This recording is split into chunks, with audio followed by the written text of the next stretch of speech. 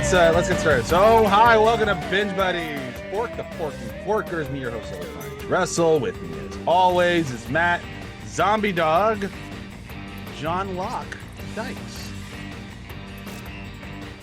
The dude from Lost. I mean, no. No. But also, yes, there is a John Locke Lost. Not the one I'm talking about. Gary Quinn, but it's fine. We're talking about the philosopher. There we go. So yet again, I'm throwing darts at a list, and I'm just kind of picking at random. I'll let you guys pick out the list when I'm done with this, because we also have Joel King Arthur DeWitt. This is some bullshit shirt. Good catch. I mean, it didn't, but you know. I got to figure out what my sword in the stone is, because it's definitely not a sword in the stone. It's a game in a console that you can't get up. It's like a memory card in a PS2 that got stuck. Oh no!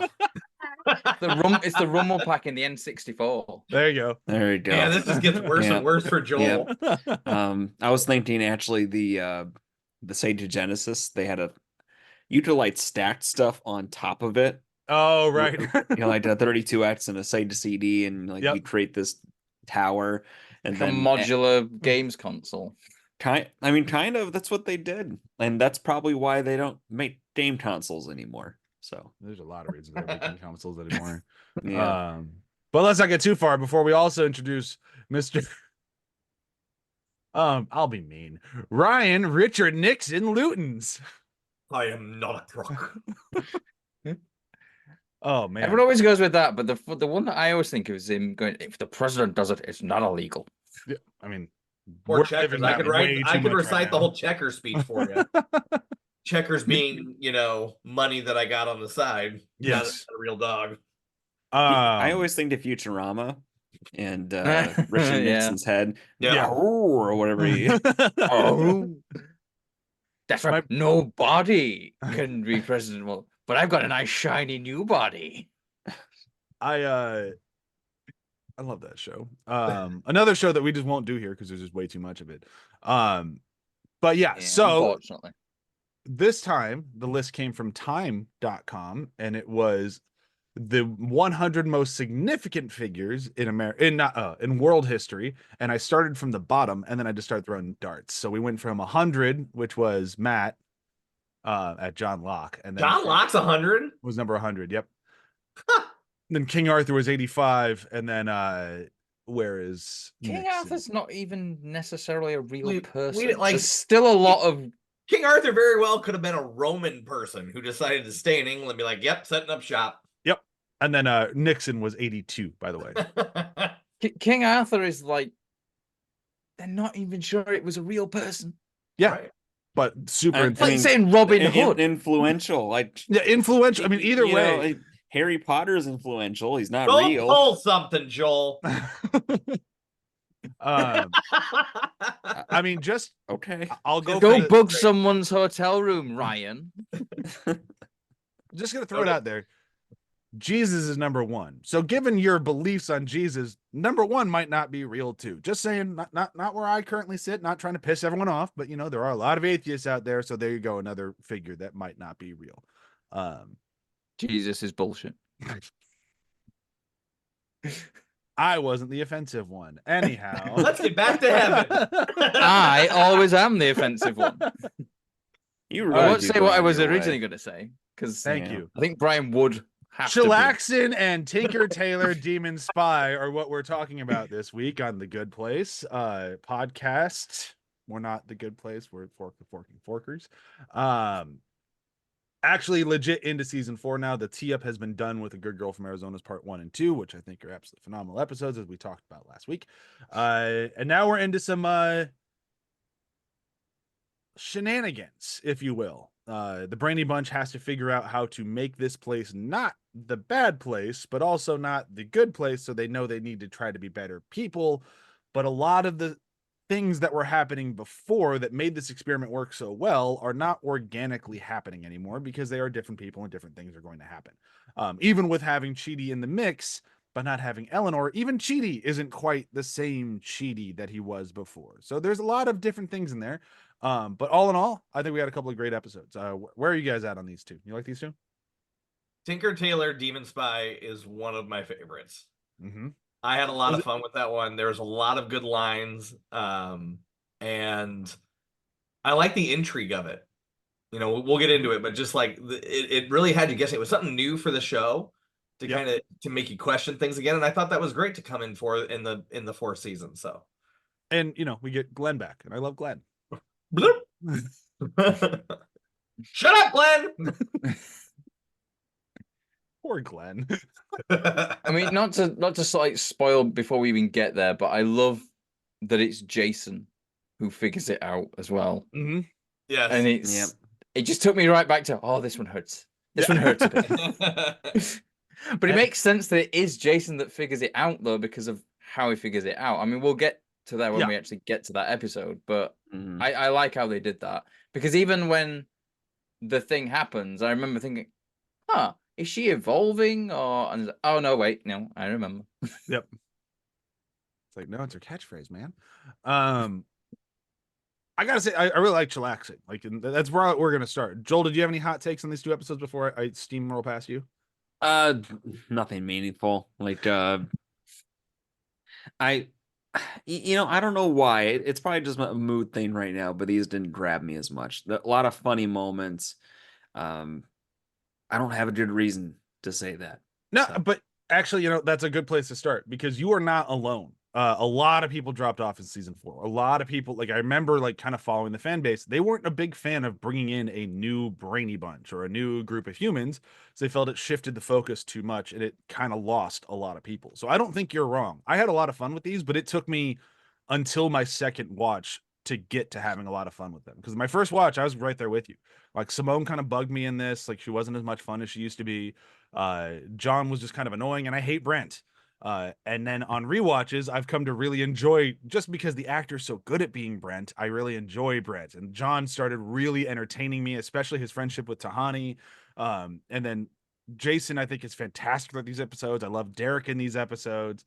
Like, it all just started kind of falling into place. And then Simone even started coming around, where, like, I even enjoy her, like, brain failing moment that she thought was happening before she comes around. And then I like her in this. Like, it all kind of got there, but it did. My first watch, I was right there with you. I think you elaborating on that helped me pin it down.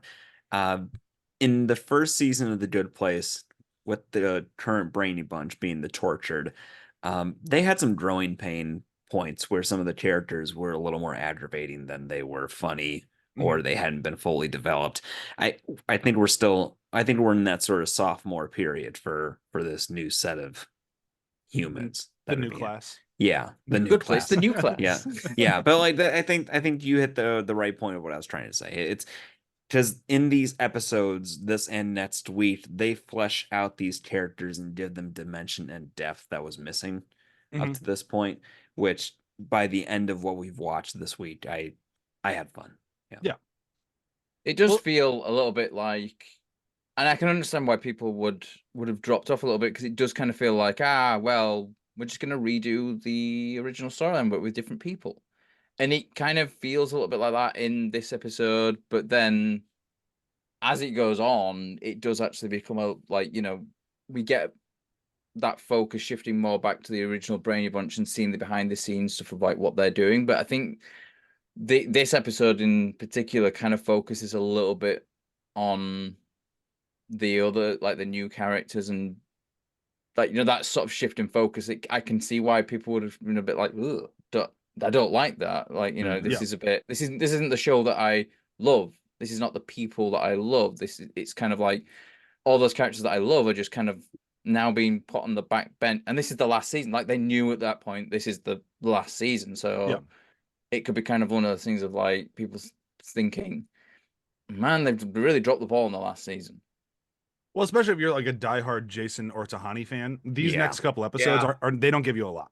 They get there, like they eventually do get there. Like Tahani has a really good moment in the in next week's episodes when we get to Employee That Bury Me, when they're doing the whole, they have to get the humans out of the town. She has some really good moments there. Jason gets some really great moments in those episodes, so they get there. But over these next two that we're talking about for this week's episode, they don't get a lot. It's lacking. It's set up. It's setting up Yeah. What's going to come later down the line. And if you look at it purely on the basis of just like, what's happening in the moment, you might miss that. You might miss that this has to be done. This is you have to do this setup in order to get that payoff. I will later down the line. say, but isn't Jason part of Chidi's dilemma in these episodes? Well, he's He is- redoing the but monk stuff, but he's not kind of like there that much. He's just he's sort of around. Is this the one where he gets the motorcycle? Because to me that was Yes. hilarious. Yeah. Yes. Yeah. Yes. Yeah. Yeah. I mean, no, that's great, but it's just it's just more of the same. And I think that's like for a show that has been they're revisiting old stuff. Yeah, for a show that's been amazing at never giving us more of the same, this finally kind of ticks that box, which is it does kind of feel like The Good Place, greatest hits, volume 1. Yeah, which I get it. It's a final season. You kind of get those moments in your final seasons. And I will say this because I have the the privilege of having watched it before. This all works by the end.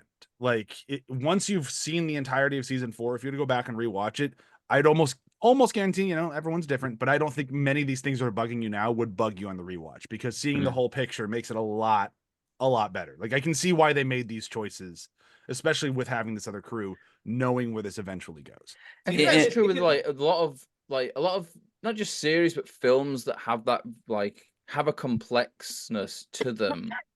There is that sort of thing, like when you go back and rewatch, you actually get more enjoyment out because you can sort of where it's going, and then you can see the breadcrumbs that are being dropped there. Yeah. And you appreciate it a lot more than like, oh, I get what this was about now. Like this is why it was this way, and there isn't really any other way they can do that because it leads to this. And I think it is a series I think that does benefit from rewatch. See, and there is stuff there that's like, you when you know what's happening, you're like going, oh, I love how they've done this. It's so like clever the way they've worded that like that, or they've shot that scene in that way, because they're sort of like teeing you up for what comes up later down the line. Yeah. And the way we've been watching it, I think, helps a lot with whatever minor grievances we have, or I have in this case. Because like these first couple episodes, again, lots of fun, great television. It just didn't grab me the way the prior episodes have. But by the time I'm moving on, it's like, okay, yeah, we're getting that character development. It was just a minor speed bump, on the road to more great TV. Chillaxing kind of feels a little bit like A Girl from Arizona Part 3, because it's sort of like it leaves where that one left us, and then it's kind of like continuing to write, okay, this is the plan. So it kind of feels in that sort of way of, because like we've been saying, like the way that we've been doing these, they've paired quite well. And I think at this point now, we're kind of like off that. It seems like the previous episodes pair better with the first episode, and then like the next episode would pair better with the next episode on the next podcast. Like, did you know? It's like we've kind of fallen out of that nice track of like the double pairings working out, and I think it comes down to the fact that this one does kind of feel like just a straight up part 3 for what we've seen before. I wouldn't say entirely, because this one is far less Eleanor focused, and the other two are very, very Eleanor focused. And this one, it's more Chidi and then Tahani, but not really Tahani, because Tahani's.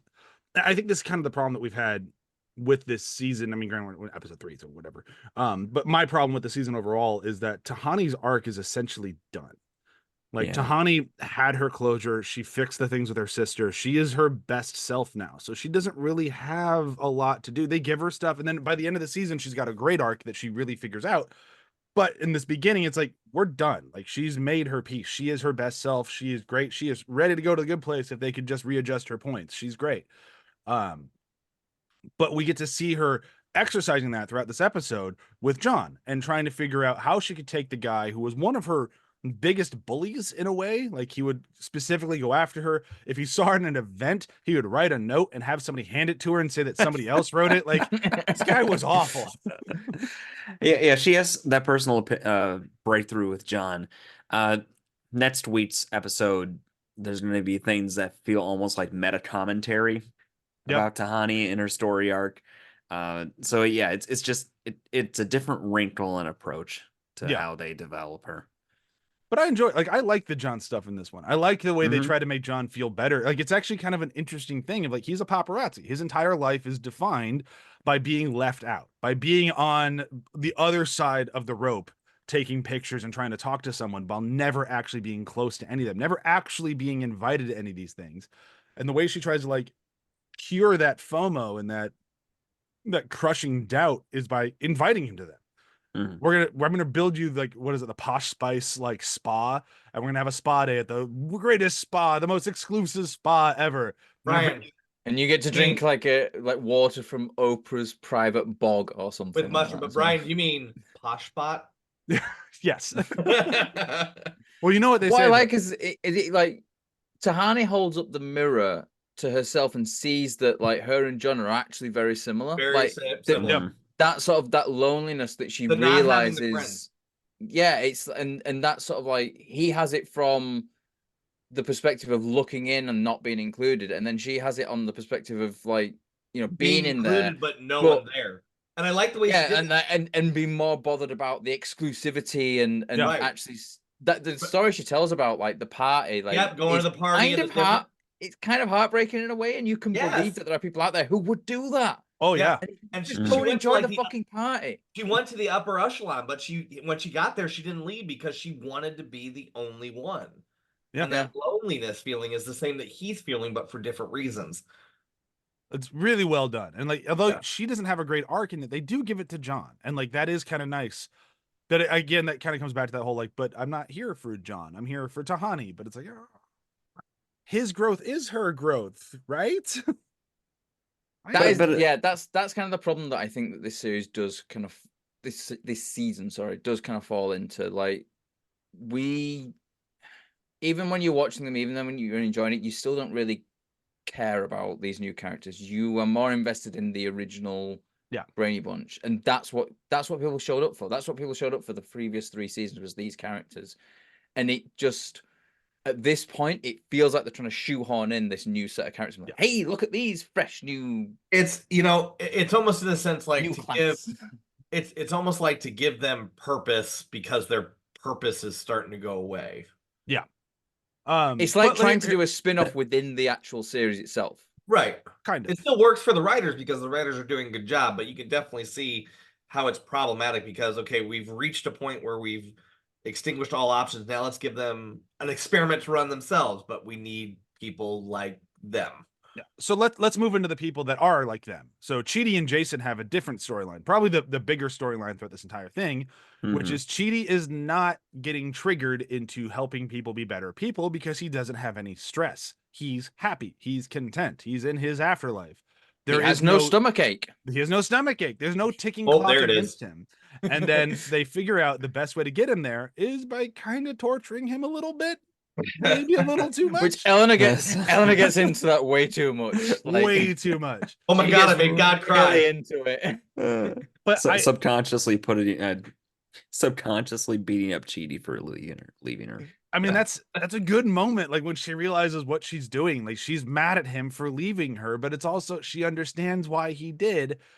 But the way they decide to torture him, for me, is fantastic by just throwing Jason back into the mix.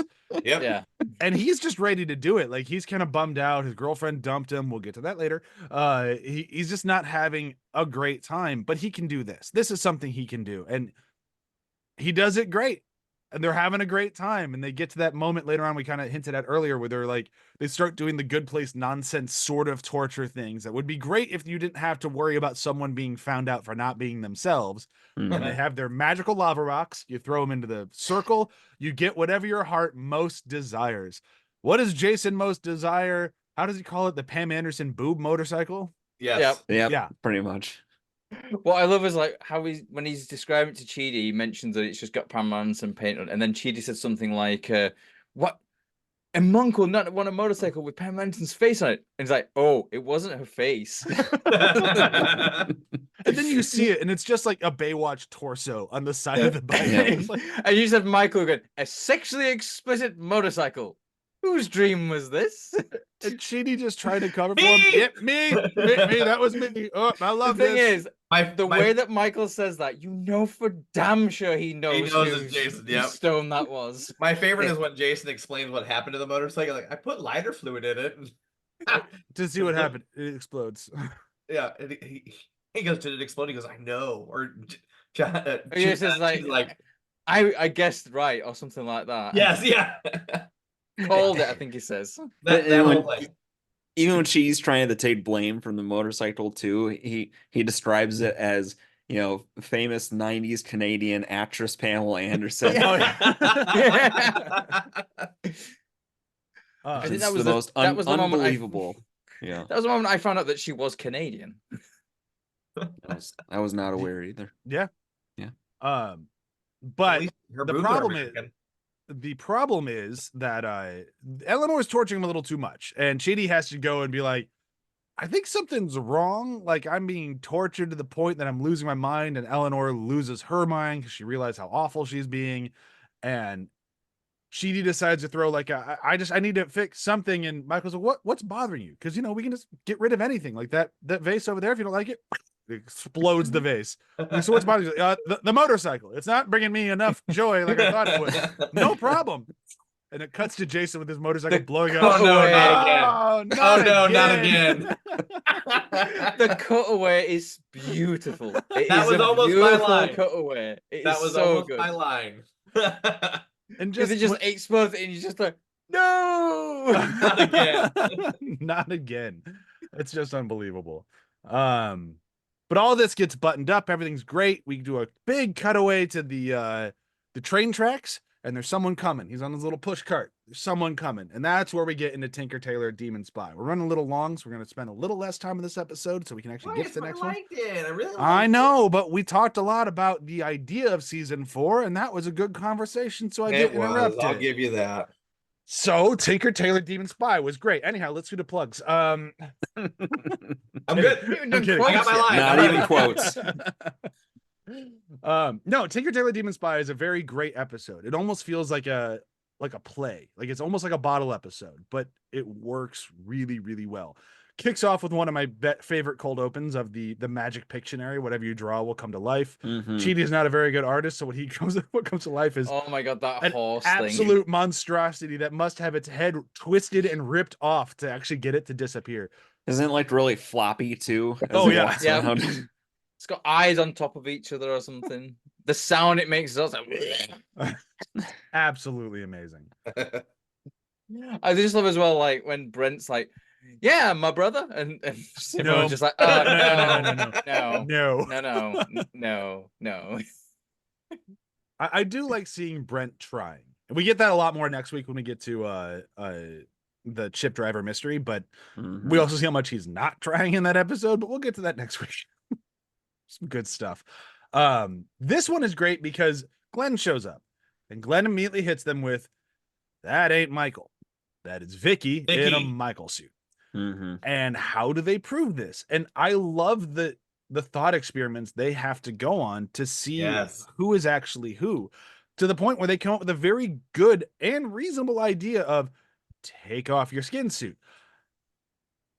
There is the point that if Vicky was only wearing a Michael skin suit and took it off, would you understand that demon isn't the Michael demon if we've never seen either one of them as a demon? But I understand the thought experiment. Like, I get like then just take the suit off so we know which one you are. Well, the thing with that is though, like it would be Vicky would take the Michael suit off, and then it would still be the Vicky suit underneath. But do You they can't know take that? both. Yeah, because like Glenn explained that when they created the suit, they couldn't do it just onto the demon thing. It would have to go on top of her existing suit. That makes sense. I couldn't remember if they knew that part. I mean, it's in the flashback that we see, so I'm assuming that like as Glenn is telling the story that he explained that as well. Okay. All right, that's a fair jump. I didn't remember that sequence. So, but either way, I love the sequence of Michael explaining what he is. Oh, it's so good. Like there's something really kind of like heartfelt yet funny about it. Ridiculous. At the same time. There's so much juice, Eleanor. But Ted Danson is like he's so good in that because like it's comedic. Like the dialogue is comedic, but he's playing it straight.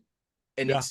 it's that kind of airplane like thing. I mean, it's not like that level of sort of spoofy type comedy, but it's that sort of level of taking the lines of dialogue, there's comedic, but saying them with like such a Like oh God, sincerity. sincerity, that's the word. Yeah. Yeah. Just being so sincere with the lines, and it makes it funnier, I think, but also you get very ambivalent about it, because you, on one hand, you think, oh, this is really funny, but also on the other hand, it's like, oh, this is actually touching me a little bit, because you can see how much it's upsetting Michael, because he doesn't want them to see him as anything other than Michael. Yeah. And Yeah. he is worried about that. Like, he is a demon, but they've only ever seen him as in the human suit. And like, if they saw him out of that human suit, he knows that forever they would not look at him the same way again. And that terrifies him. Yeah, it's a different kind of vulnerability than he's had before. Yeah. It's so straight laced the way that it's when you're sitting here describing this monstrous thing, like to him it's just looking in the mirror, and it's just very his he's not trying to be scary, or he's just telling them very straightforward, this is what I am, and it's genuine. Yeah. That's when I knew he wasn't Vicky. I never really doubted him much. Me neither, but like that's when I like officially knew. Yeah. Like they did a good job trying to make you doubt him, but I think they've just had so many moments throughout the show, like you all the way back to like the I forget the name of the episode, like the one where they had to hide under the train, and then he comes out at the end like the you guys, like they've had so many moments with like, do you believe him or not? And every time they've come around to like, you should believe him, like he's the right guy. They've Even also like kind of further back with the established trolley problem as well. Like the trolley problem when like he is actually torturing Chidi at that moment, but he is still on their side. Yeah. And he kind of like proves it a little bit in that respect as well. Sorry, you were saying something there, Joel. No, that's okay. I'm used to it. They've also established that she's very bad at acting.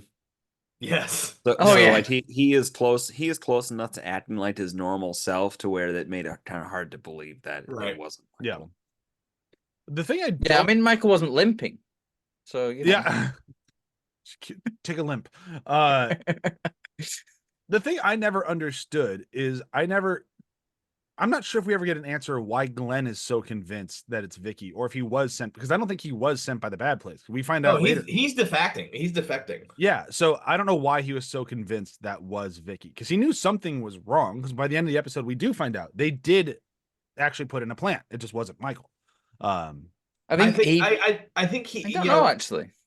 When you're like when I was watching him, like you look at the interaction, especially in the next episode when they're at the conference, Demon Con. You kind of get that feeling that Glenn is definitely the outsider. He is a patsy. He is going to do whatever he's told to do, but it's almost like he's enough is enough for him, and he wants to let them know, be like, hey, there's something wrong here. And the only thing at the time that he knows is that Vicky has a Michael suit.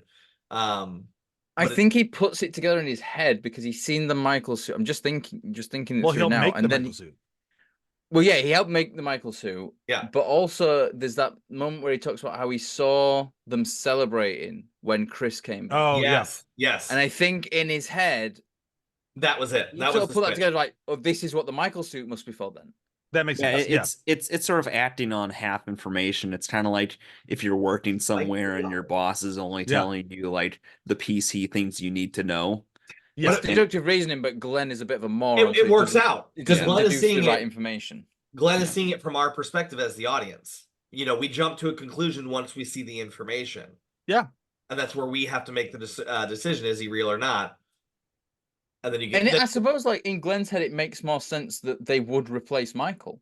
Yeah, because it would be like we have that thing of. I don't think he has a context that they've rebooted the Bad Janet. Yeah, exactly what I was just going to say. Yeah, like they were saying, like a Bad Janet can't be good because a face will melt off or something that Michael says, and so in his head, it's like, well, there's no way that that's going to have happened. So that probably wouldn't even enter his head as an idea of like a potential thing. So the only thing that he can think of is like, well, they've obviously swapped Michael out. Yeah. Right. Yeah. No, that makes sense. But then as the episode goes on, Jason sees how tough of a time Janet is having, and tries to be we were friends first, that part of the breakup, where you try to reach back out and like, yeah, I still want you in my life, sort of thing. He's like, hey, just in case you need anything, I'm here for you, girl. And she hits him with, thank you, Jason, that means a lot. Dun dun dun. She didn't say it. Did you guys, like Ryan and Joel specifically, did you guess that wasn't actually Janet, or did you think that it was growth from Janet? It felt off to me. Yeah. I didn't quite connect the dots that it was a replacement Janet, but I definitely had like, that's weird moment going on. Yeah. Yeah, now every time I watch it and she doesn't say it, I get like excited. I'm like, this is the moment. Yay, we're here. But I love it because meanwhile, while this is going on, they have asked Janet to create a demon lie detector. This is where I believe our Janet, if you will, would have made a demon lie detector. This bad Janet, we finally pushed her too far. She doesn't know how to do this sort of stuff, so she comes up with a demon exploder. Doesn't detect any lies, but if you get scared with it, I don't know. I think she intentionally created the demon exploder because if it actually worked to the lie detector, they would immediately find out that Michael is telling the truth. So I think she breaks it up. She doesn't create a demon lie detector intentionally. And like the best way to get rid of Glenn is to blow him up as well. Because then she's kind of like acting like, oh my God. I've never done that before. And then that's another big tell. I've never killed a demon before, or I've never killed anyone before. Then Michael tells her, demons can't die. She would know that. She knows everything. Another slip up by bad Janet there. They don't really use that one, but it's there. Bad Janet knows everything as well, though. So surely bad Janet would know that. But that's my point, is that she's acting. Like there's a thing that like she's acting. She slipped up. She's not on her A game. True. But so they have a demon exploder. They blow up poor Glenn, who just was trying to help. He turns into a big old tank of blue goo. I like how they're just vacuuming him up and just emptying the vacuums. Yep. And then we have Michael, who at this point is like, just blow me up. Like, if you don't believe me, just blow me up. Then at least I'm out of your hair and you can continue the experiment. Like we find out we find out the stages of demon goes. So I'm not taking anyone's quote here, am I? I have it written down, but I have other ones, so it's okay. I have it written down as well. Like, so the stages of demon, like, because as we said, you don't kill a demon. They always come back. So there's the stages that the demon goes through. Lava, slug monster, spooky little girl, teenage boy, giant ball of tongues, social media CEO, and then demon. And that hits so much more truth today than it did back then. Oh, then in 2019 when this episode, or might have been 2020? Sometimes yeah, where we now have like Mark Zuckerberg out there be like, I'm not going to take down disinformation anymore. You're the worst. And you have Elon Musk as well. Oh, I don't talk about that motherfucker. Forker. I'm gonna stick with fucker on that one. Rightly so. I'm not even gonna try to. Nah, he deserves that one. We just call him a cunt. It's better. It just doesn't sound as good with an American accent. It sounds more whiny, more nasally. I don't know. It sounds more harsh. Yeah, we can't. Should be for him though, because he is a that's fucking fair. Cunt. I can't. Okay, we're getting him off this podcast. Let's not talk about the cunt. So here we are. Bad Janet's been found out. They slap some handcuffs on her right before Michael's about to explode himself, and she's all upset, but also, I think, kind of relieved to not have to be pretending to be good Janet anymore. We missed where those handcuffs come from as well. We missed where the handcuffs. Oh, I did skip over the Derek sex room. The Derek sex toy dungeon. Yeah. I touched the diaper. Isn't that diaper life? What I love is like when he pops in to grab something, it's like a bunch of egg whisks or something. Yeah, on like a wheel. Yeah, it's like, do you say it's I just need to grab something for Mindy's. It's chai time. Yeah. Chime time. Still not my quote. Yeah. absolutely incredible. But yeah, so they take some of her fuzzy pink handcuffs, slap them on Bad Janet. Bad Janet's revealed. They now have the plan. They need to go get good Janet back. And that's pretty much where we're ending this one, right? Yep. Michael and Jason are on their way to the bad place. Everybody else is in the good place, and they need to figure out what to do with the humans as they no longer have a Janet or Janet. They just no longer have a Janet. Yeah. Whether it's good or bad. Yeah. And we'll get into that next week with Employee of the Baramy, and then we'll move into the Chip Driver mystery. Get some good Brent time. But that's all next week, so we can say goodbye to this week with our round of quotes. Which I have a lot. I have a lot too. These last 4 episodes that we watched for these 2 weeks are very quotable episodes. They are. I'm gonna go first because I haven't gone first in a long time, and I'm gonna start with chillaxing. And mine is a Tahani quote of all people, because she had a great one, which was, "I haven't had this much resistance since I tried to convince Timothy Chalamet to go out into the sun." And then he did, and he's in Dune, Yeah, and now he's in Jill should Dune. watch it. Yeah, well, he's got to read the book first. Yeah. That's We'll get there. That's the look of I didn't finish it this week. I didn't need the. You know what? We could not have video recording right now or video conferencing, and you would still feel it in the silence. So that's okay. Well, why don't you go next for quotes? All right. How about there's a lot of good ones. So, There really is. let's go with. Oh no. No, I made God cry. Stomachache. Welcome back, old friend.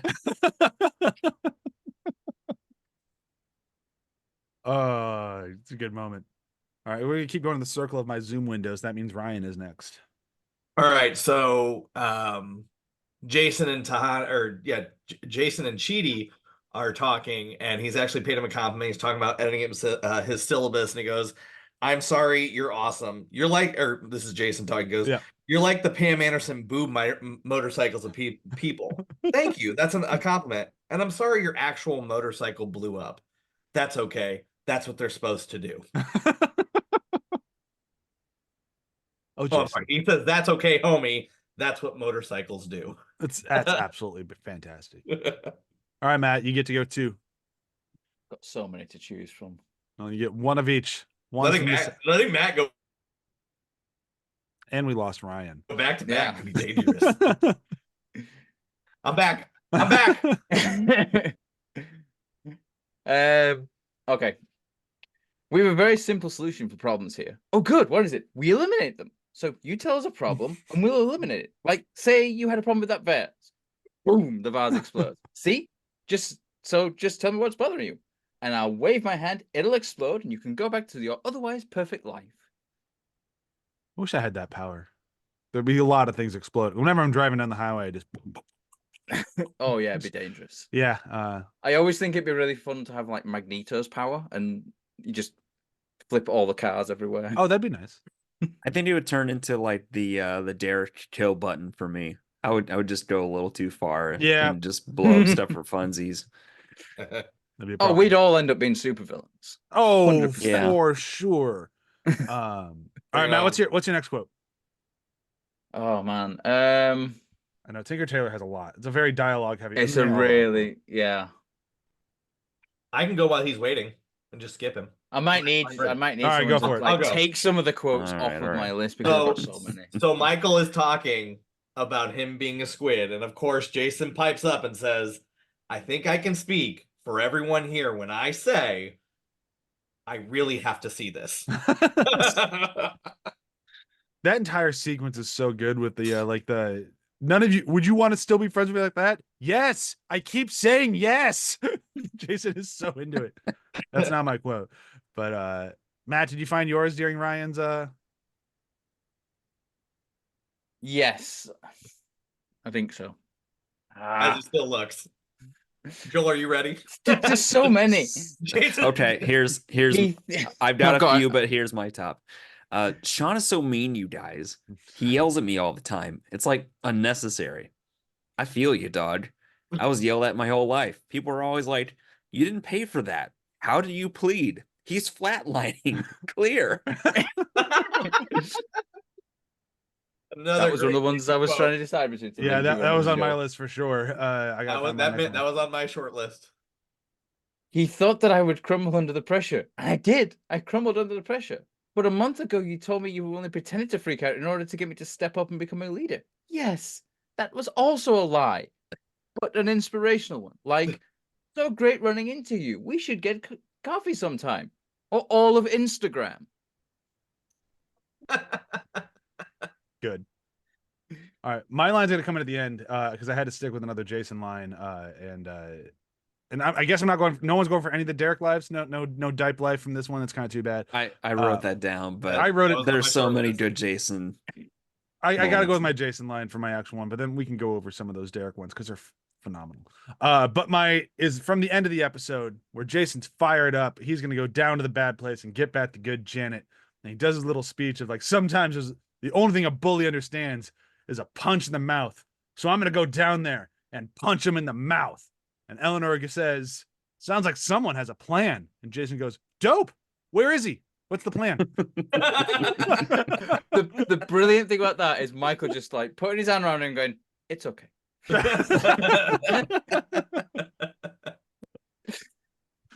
Oh, Jason, you almost had your moment.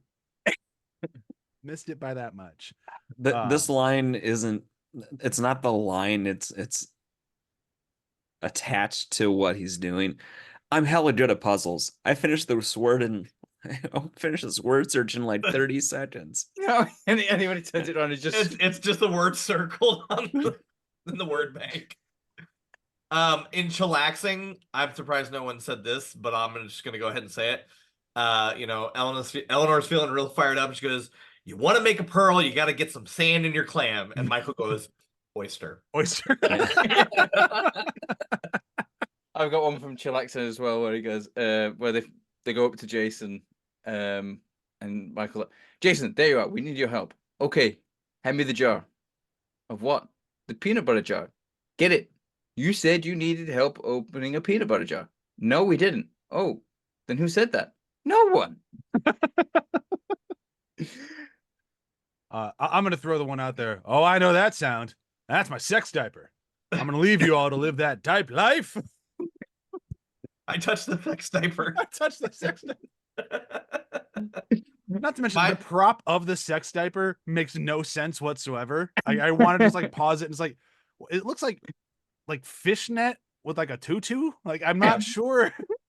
There's two that I have to say, just two more. Yes. It's Bad Janet is talking about the things that she was going to do. She goes, "Oh, and by lunch, I was going to launch an idea to have Tahani give herself an asymmetrical haircut." Tahani goes, "You monster!" And Bad Janet goes, "Thank you." Or Brent, "You guys want me to kill it? I've shot a lot of big horses." I had that one written down. I like from Chillaxin, the namesake of the episode, this one as well. He was chillaxing, which is a word I just invented, combining cheaty and relaxing. Pretty great.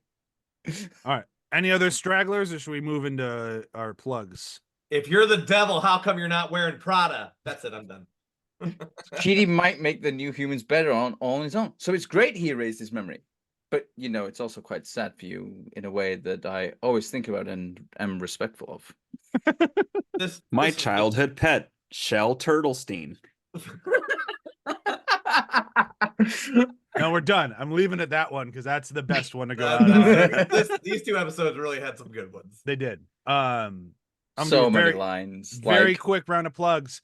This show, every other show on the HH Network. Be sure to check out HHpod.com. Super GG Radio Video Game Pod. No, I'm first, Ryan. Super GG Radio Video Game Podcast. Afterthoughts Book Club. Yes, we're reading Dune. Yeah, you are. Joel, I'm kind of turned on because of your assertiveness right now.